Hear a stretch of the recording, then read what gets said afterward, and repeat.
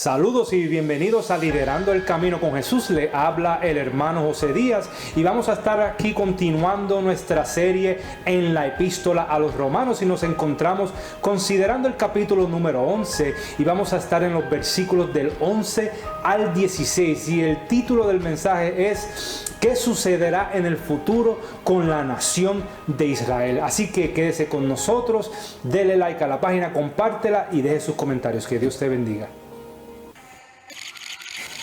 Bienvenidos nuevamente a Liderando el Camino con Jesús. Le habla el hermano José Díaz y vamos a estar continuando esta serie en la epístola a los romanos y nos encontramos en el capítulo número 11 y vamos a estar considerando los versículos del 11 al 16. Y en el mensaje anterior pudimos observar que el endurecimiento de la nación de Israel por parte de Dios fue por rechazar obstinadamente a Jesucristo.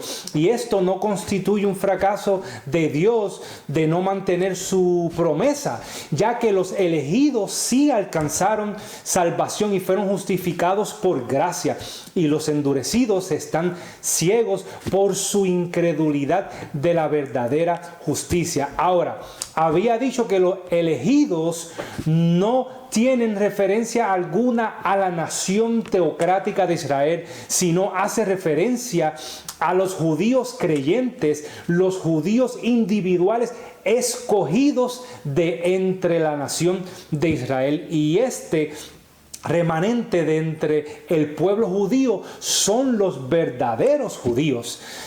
Porque no todos los que descienden de Israel son israelitas, ni por ser descendiente de Abraham son todos hijos, sino en Isaac te será llamada descendencia. Romanos 9 del 6 al 7. Los elegidos son los verdaderos judíos redimidos por gracia para salvación. Y el Espíritu Santo usa sus propias palabras para indicar que Dios mismo dio un espíritu de estupor a su pueblo judío, así creando un sentido falso de seguridad en la ley cuando estaban celebrando sus banquetes y sus fiestas. La propia ley se convirtió en la red que los atrapó estando ellos en una bancarrota espiritual. Confiaron más en la ley y las cosas que comían sin tener ninguna confianza verdadera en la palabra de Dios. Y este es el estado actual de Israel como nación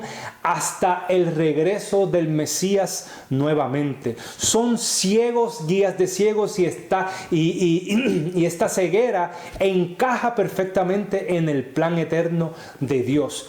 Mi amado oyente, déjeme decirle que no tomó por sorpresa a Dios. Al contrario, es parte del plan divino con la nación de Israel. Por lo tanto, mi amado oyente, no habrá ninguna conversión nacional de Israel durante esta edad presente hasta que regrese Jesucristo. Ahora, esta sección que estamos considerando hoy hay que verla desde el contexto completo de los capítulos, desde el capítulo 9 al 11, pero también el contexto completo en general de la Biblia, que trata en estos capítulos del 9 al 11, trata de la salvación, de la elección de Dios, de la soberanía en cuanto a salvación y reprobación de otros. Para el beneficio de todos, quiero traer acuerdo del capítulo número 9, el cual estuve hablando de la soberanía de Dios con individuos y la elección de una nación de Israel por Dios y la reprobación de otros. Luego pudimos observar en el capítulo número 10, cómo Pablo se enfocó en el estado actual de Israel, es decir, su rechazo a Cristo, que se debió a su propia búsqueda obstinada de justicia propia. Y todavía su enfoque continúa siendo en la soberanía de Dios en este capítulo número 11. Y lo que vamos a ver presentado aquí por el apóstol Pablo es que Dios tiene un plan maestro para la salvación de Israel en el futuro. Ahora, vamos a ver esto en el contexto macro, y en parte presenta que la elección de Israel por parte de Dios no garantizaba la salvación de cada judío en particular. Ahora, leemos el versículo número 11 que dice: digo pues, ¿han tropezado los de Israel para que cayesen? En ninguna manera, pero por su transgresión vino la salvación a los gentiles para provocarles a celos. Ahora, la analogía que Pablo está utilizando es muy simple. Haz una pregunta: ¿han tropezado los de Israel para que cayesen? Aquí está implícito dos resultados que pueden ocurrir cuando nos tropezamos. Primer resultado, puede una persona tropezar y caerse al piso, o segundo resultado, puede una persona tropezar y dar un paso en falso, pero no caer al piso. Y este último fue lo que sucedió con Israel. Ellos tropezaron, mas no cayeron. Es decir, dieron un paso en falso, así permitiendo la salvación de un gran número de gentiles, y finalmente, para su propia conversión, Dios les pondrá celos de los gentiles. Pero la pregunta permanece: ¿con qué en realidad tropezaron los israelitas? Romanos 9 del 32 al 33 dice: pues tropezaron en la piedra de tropiezo, como está escrito: he aquí pongo en Sión piedra de tropiezo y roca de caída, y el que creyere en él no será avergonzado. Es decir, tropezaron con el mensaje de salvación sobre la base de la muerte, vida y resurrección de Jesucristo. Sin embargo, Dios no ha permitido que el pueblo de Israel, tropiecen para caerse por completo y no levantarse. Solo fue un paso en falso, no fue una caída total que no puedan recuperarse o levantarse en ninguna manera. Pero por su transgresión vino la salvación a los gentiles para provocarles a celo.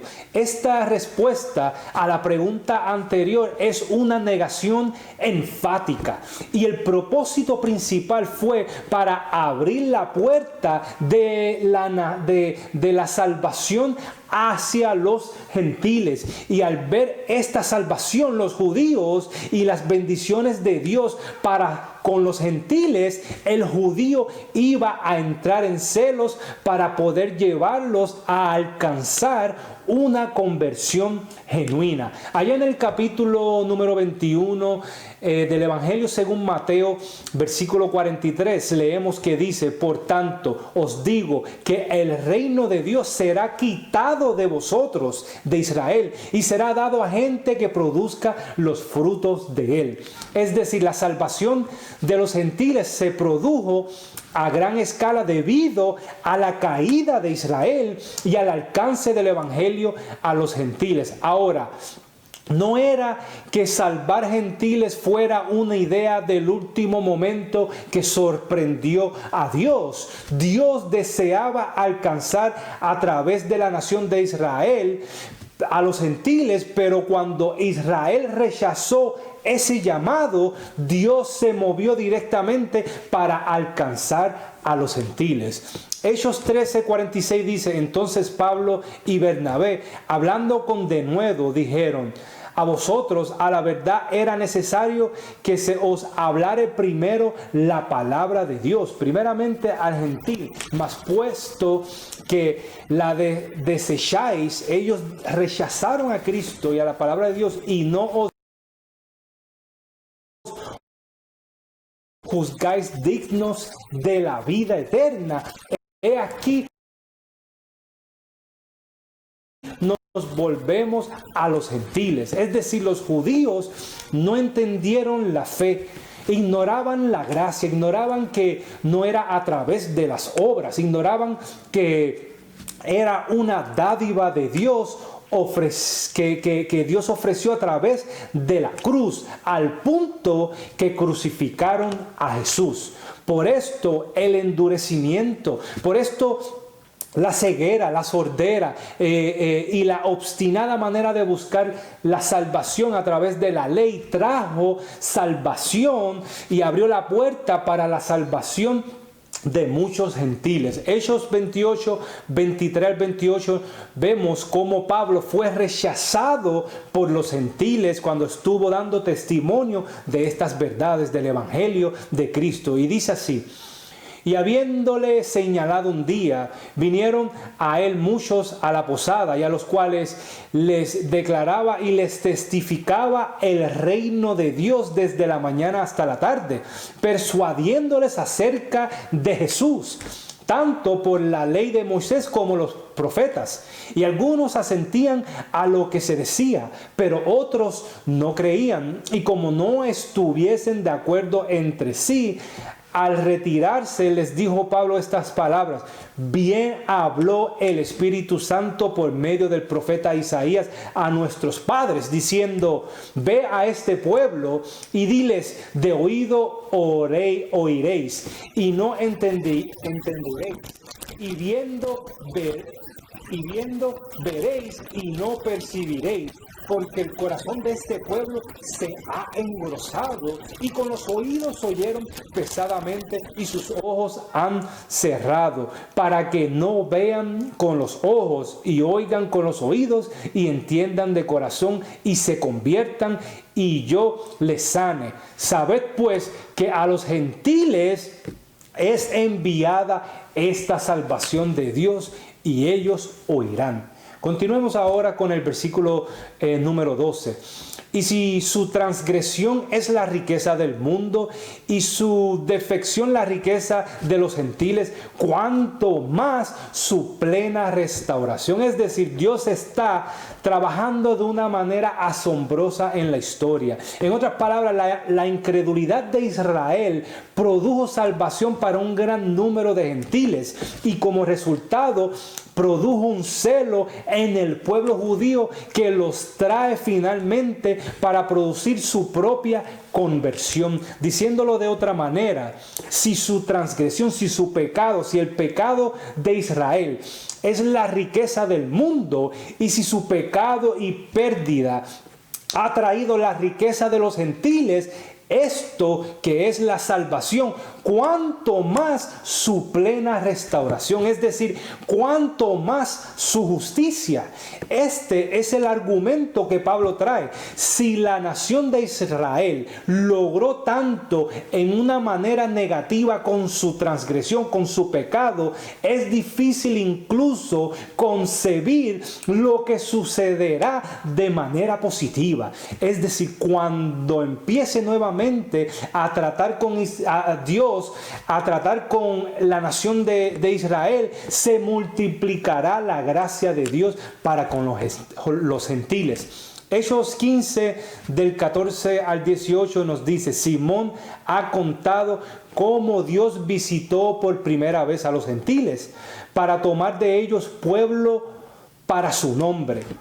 Y con esto concuerda las palabras de los profetas, como está escrito: después de esto volveré y reedificaré el tabernáculo de David, que está caído, y repararé sus ruinas, y lo volveré a levantar, para que el resto de los hombres busque al Señor, y todos los gentiles sobre los cuales es invocado mi nombre, dice el Señor, que hace conocer todo esto desde tiempos antiguos. Israel, mi amado oyente, será reedificada finalmente cuando ponga su fe en Jesucristo, y esto sucederá en el milenio, cuando la nación de Israel reine y traiga un gran número de gentiles a buscar al Señor. Solo habrá una ley, solo habrá un solo rey. Será un milenio de paz total.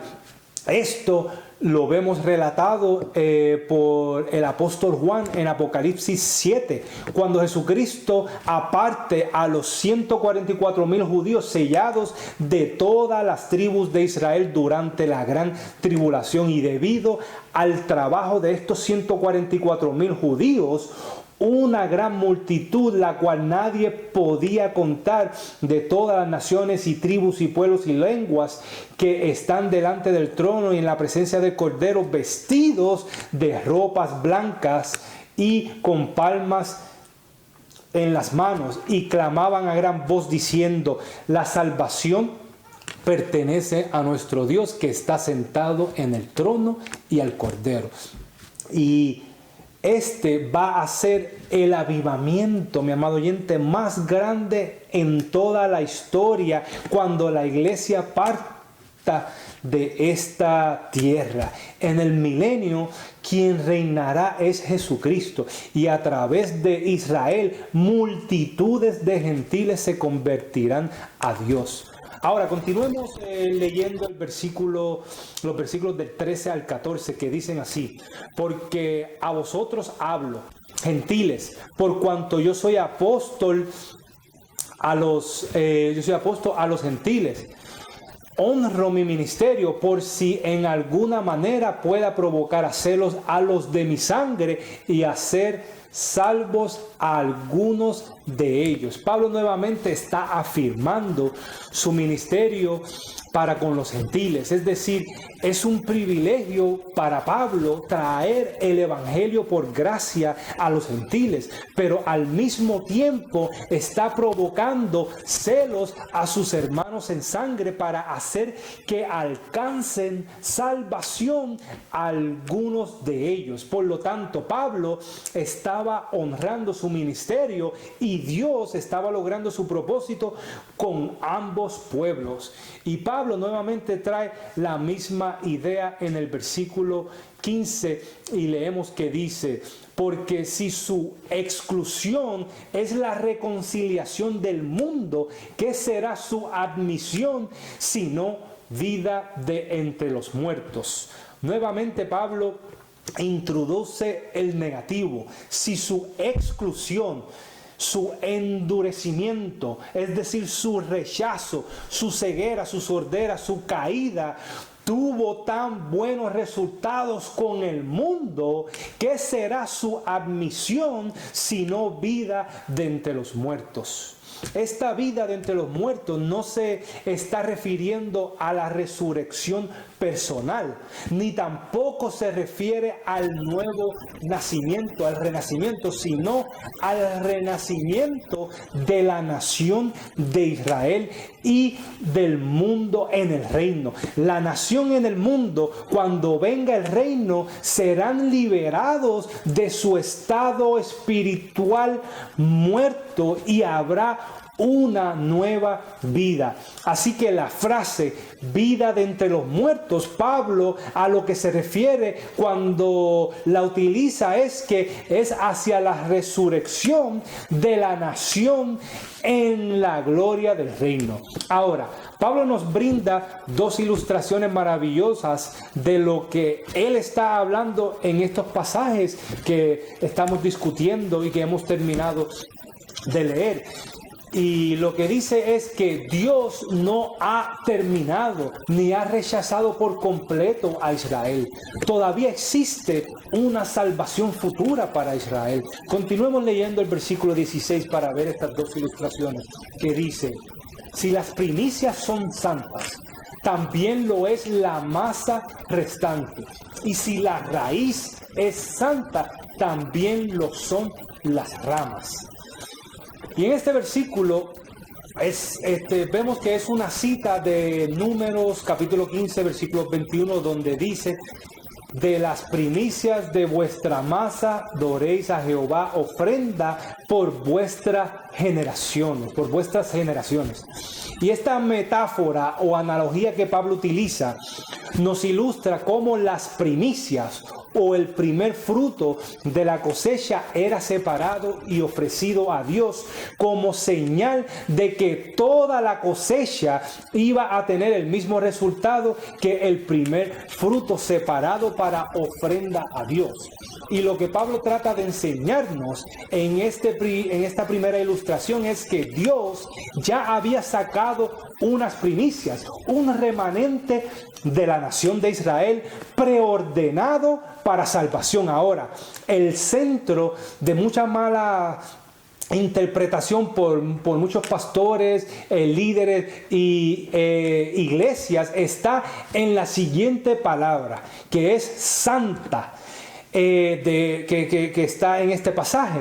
Y esta palabra santa, déjeme aclarar que no se refiere a ninguna calidad espiritual o moral, sino al hecho de que está separado. Santo significa separado o apartado para Dios. Así que las primicias, en este caso, lo que Pablo está utilizando del Antiguo Testamento, que fue separado para Dios, es Abraham, Isaac y Jacob.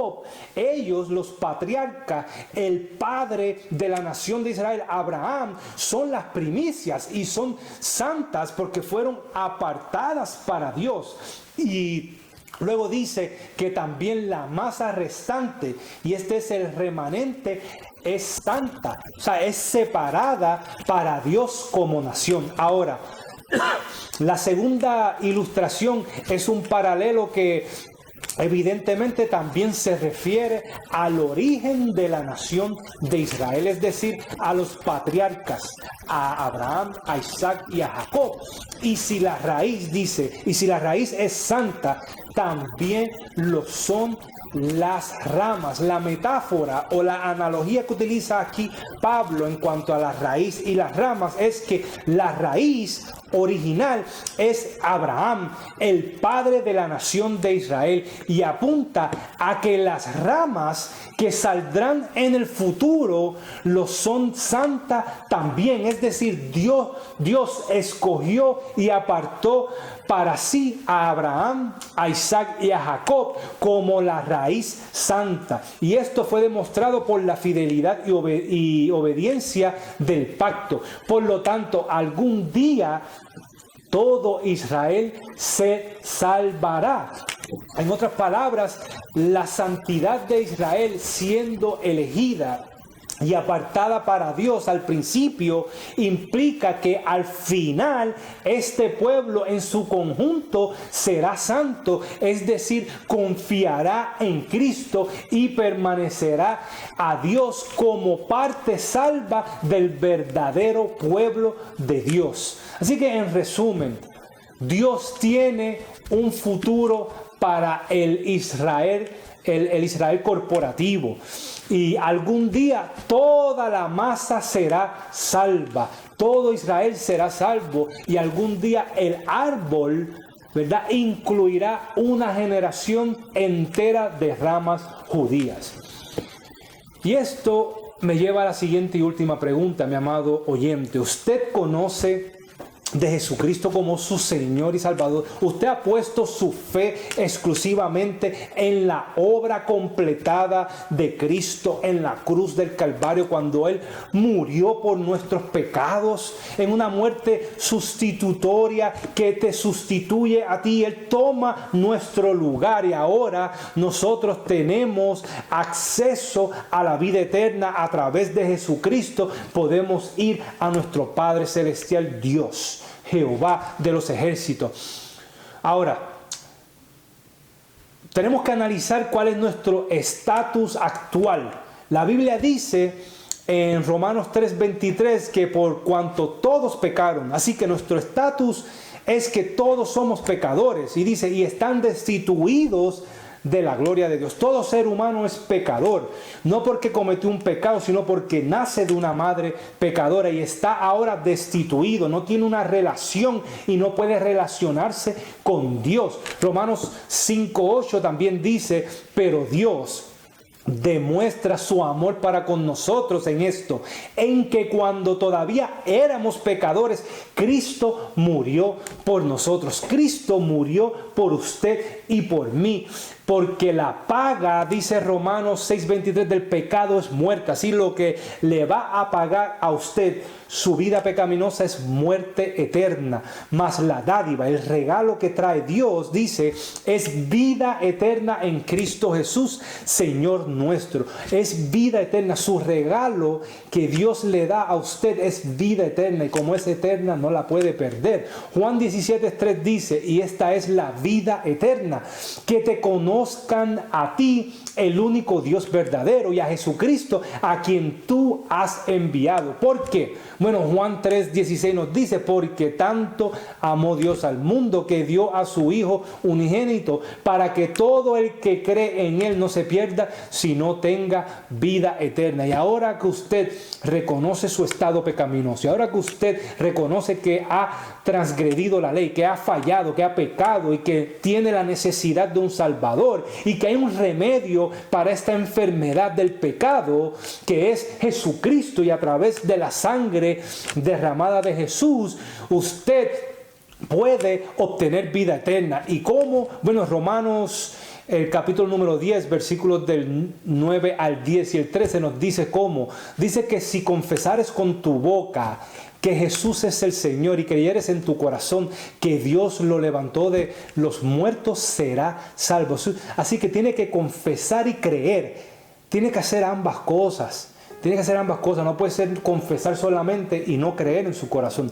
Porque con el corazón se cree para justicia, pero con la boca se confiesa para salvación. Porque todo aquel que invocar el nombre de Señor será salvo. Ahora, Efesios 2, del 8 al 9 nos dice, porque por gracia sois salvos por medio de la fe.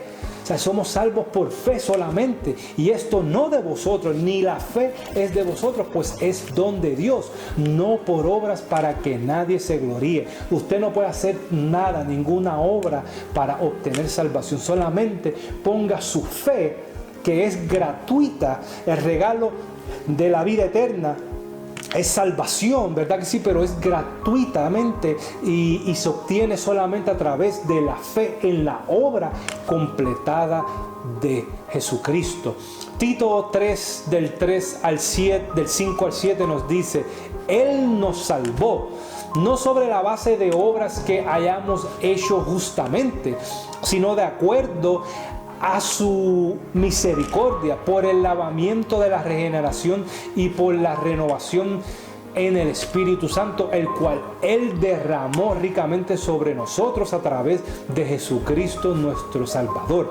Jesucristo es nuestro Salvador y Él nos derramó ahora el Espíritu Santo cuando usted pone su fe y lo sella para siempre y le da vida eterna. Y como es vida eterna no la puede perder, para que habiendo sido justificados, o nuestra justicia es Cristo, por su gracia podamos ser hechos herederos de acuerdo a la esperanza de la vida eterna.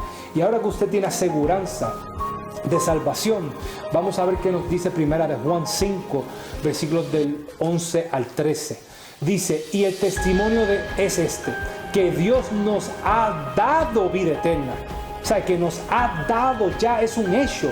No es que nos dará vida eterna en el futuro si usted se mantiene sin pecar, si usted se mantiene cumpliendo la ley a perfección y el sábado. No, dice ahí, el testimonio es este, Dios nos ha dado vida eterna, ya es un pasado, es algo completo. Y esa vida está en ¿quién? En su Hijo. Él es quien nos justifica y por eso entramos al cielo, por la vida y la obra completada de Cristo. El que tiene al Hijo tiene la vida, y el que no tiene al Hijo de Dios no tiene la vida. Es simple. Estas cosas os he escrito a vosotros que creéis en el nombre del Hijo de Dios, a ustedes ahora que son cristianos. ¿Para qué? Para que sepáis que tenéis vida eterna, para que usted tenga la aseguranza y pueda saber que tiene vida eterna, y para que creáis en el nombre del Hijo de Dios. Hasta aquí terminamos, mi amado oyente. Será hasta la próxima, Dios mediante. Que Dios los llene de abundante gracia. Dele like a la página, compártela y deje sus comentarios. Que Dios te bendiga.